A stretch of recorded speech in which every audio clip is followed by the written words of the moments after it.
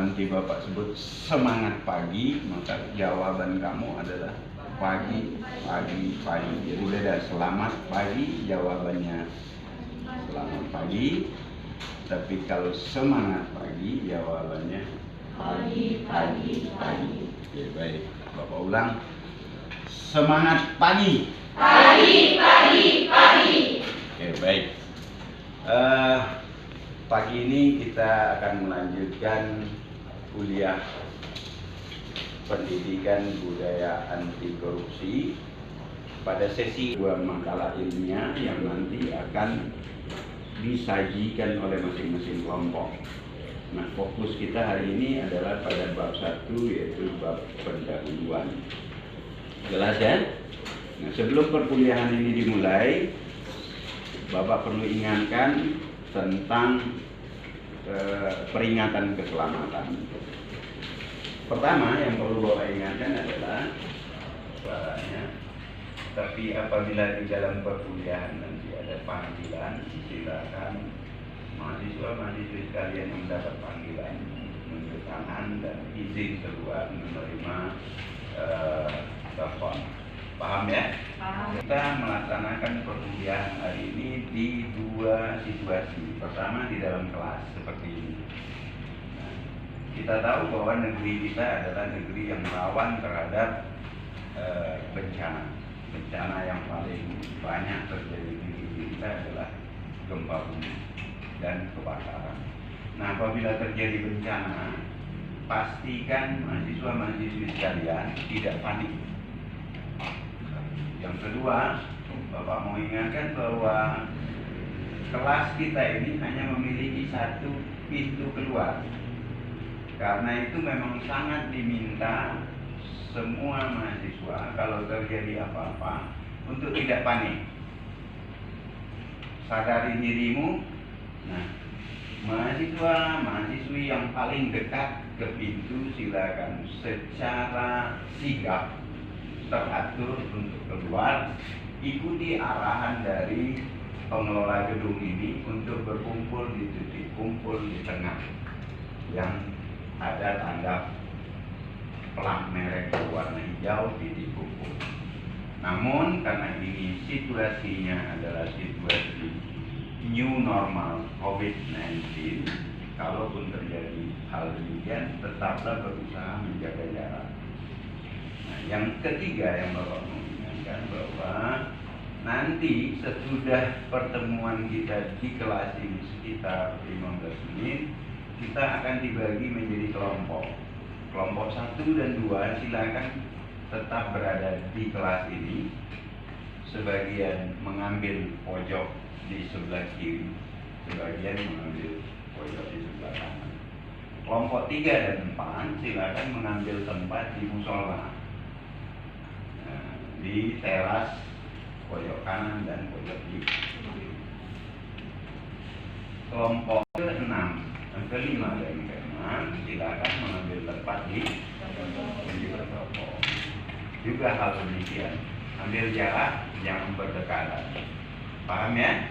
Jadi di dalam selama kita melaksanakan perkuliahan tetap kita melaksanakan protokol kesehatan new normal COVID-19.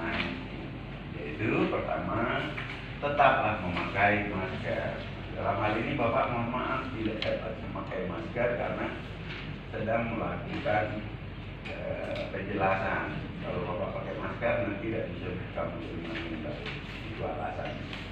Yang kedua, apapun aktivitas kamu nanti selalu cuci tangan. Misal habis dari sini kan megang kursi segala macam,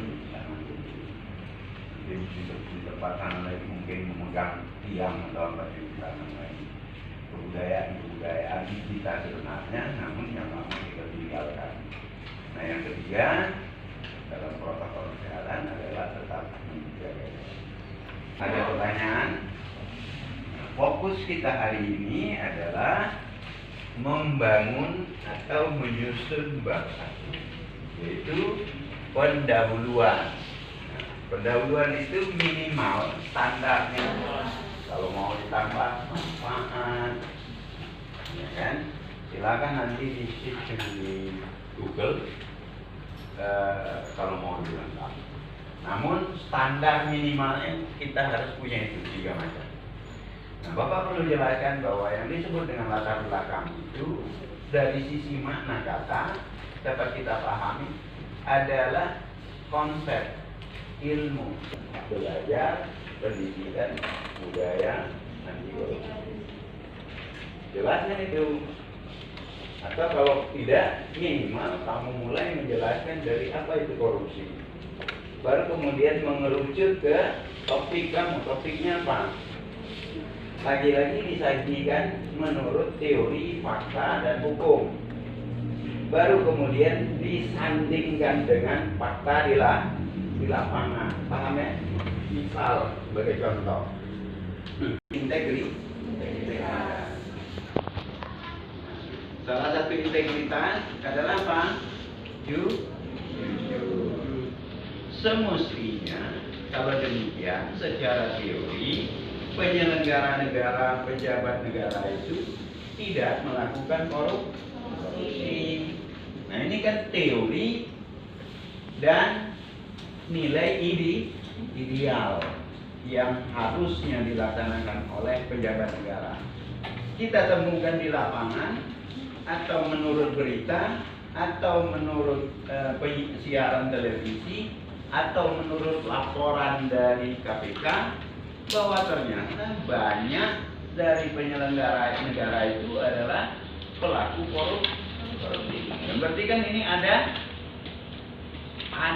selisih atau gap antara keadaan ideal dengan fakta.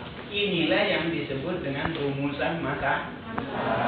Rumusan masalah nanti dapat kita sajikan dalam bentuk pertanyaan atau kalimat tanya atau dalam bentuk kalimat pernyataan. Apa kira-kira kalimat tanya yang sebagai rumusan masalahnya apa nanti?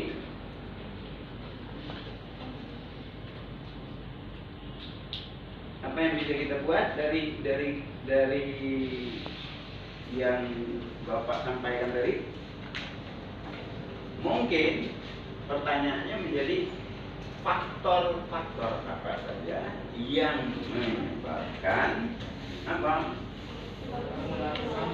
Menyebabkan tindak pidana korupsi yang dilakukan oleh penyelenggara negara. Itu kalau pertanyaan. Atau mau dibuat kalimat pernyataan, langsung saja.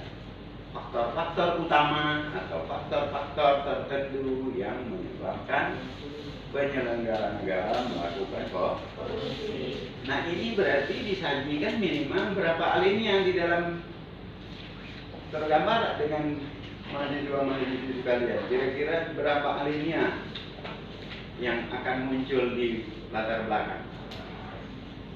Sekurang-kurangnya ada berapa? Pertama, tadi adalah berdasarkan teori, berdasarkan ilmu, berdasarkan hukum. Kemudian nilai-nilai ideal, berarti sudah 2 alinea. Ketiga, fakta di lapangan. Keempat, pertanyaan-pertanyaan yang muncul. Jadi minimal kamu buat nanti sekurang-kurangnya ada 4 alinea di bagian latar belakang. Baru kemudian masuk kepada rumusan masalah, kemudian gariskan tujuannya. Nah, tujuannya silakan dibuat. Idenya adalah ide dari anggota kelompok. Oke, paham ya? Jelas itu? Nah, untuk menjadi bahan pembanding bagi kamu, silakan dicontoh latar belakang yang sudah ada. Silakan di search dengan Google, misalnya masalah nilai-nilai integritas. Misalnya, lihat bagaimana mereka membuat latar belakang. Itu juga salah satu cara bagi kita untuk memahirkan kita membangun atau menyusun sebuah rumusan masalah dan sebuah latar belakang. Oke, baik, itu pengantar dari Bapak. Ada pertanyaan? Ada yang belum jelas? Jelas semua ya? Alhamdulillah. Oke, baik. Terima kasih. Selesai.